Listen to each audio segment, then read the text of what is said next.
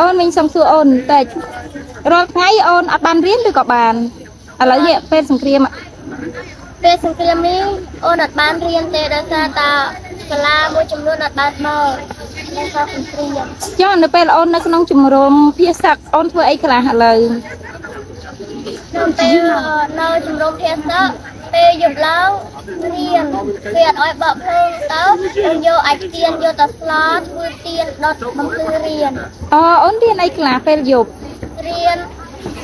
គំនូអក្សរឆ្លាក់ភាសាខ្មែរគណិតវិទ្យាវិទ្យាសាស្ត្រនិងភាសាសង្គមរៀនគ្រប់មុខចាអូនរៀនថ្នាក់ទីម៉ានណៃរៀនថ្នាក់ទី6មានគ្រូបរៀនដល់ហ្នឹងឬអូនរៀនខ្លួនឯងរៀនខ្លួនឯងមិនអូនអត់ខ្លាចគ្រាប់ទេគេប្រាប់ថាកុំឲ្យដុតភ្លើងហើយអូននៅដុតភ្លើងរៀនទៀតដុតភ្លើងទៀតគេមើលអត់ឃើញទេណោះចាមិនក៏អូនតស៊ូម៉េចព្រោះអូនចង់សម្រេចក្តីសម័យខ្លួនឯងអូនចង់ធ្វើអីក្តីសម័យចង់ធ្វើជាបេតាហ៊ានហេតុអីដើម្បីព្យាបាលវីរៈកងទ័ពនិងឪពុកម្ដាយសម្រាប់អូនមានអីផ្ញើសារទៅក្មេងៗដូចអូនចឹងទោះមានស្ថានភាពយ៉ាងណាក៏ដោយគួរតែរៀនសូត្រដូចអូនទោះបីយើងមានស្ថានភាពពិបាកយ៉ាងណាក៏ដោយក៏យើងកុំចោលការរៀនសូត្រយើងត្រូវខំប្រឹងប្រែងរៀនសូត្រព្រោះមានតែការរៀនសូត្រមួយទេដែលអាចជួយយើងបានចាមុននេះមីងកំពុងតាសួរអូនហើយទៅឲ្យប៉ាហៅមកប៉ាអាសាហៅទូរស័ព្ទមកហ៎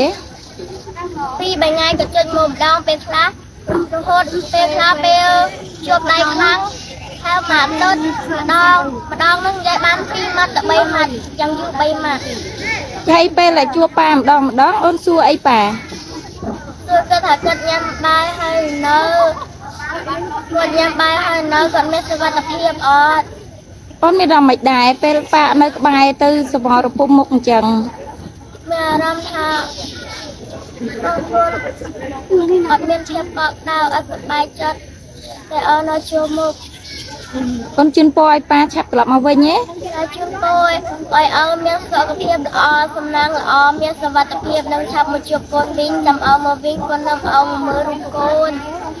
នាំឪមកមើលរូបកូនណានៅសៀមរាបហេតុអីចង់នាំឪមកព្រោះឪគាត់ចង់មកហេតុអីឪចង់មកឪគាត់ចង់ឃើញរូបនាងចាអរគុណច្រើនអូនមានអីនិយាយទៅកាន់ពិភពលោកសម្រាប់សន្តិភាពសកខ្មែរយើង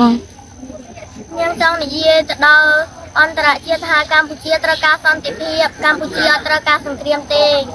នាងចង់ជួបជុំក្រុមគ្រួសារបងប្អូនឪពុកម្ដាយដូចដើម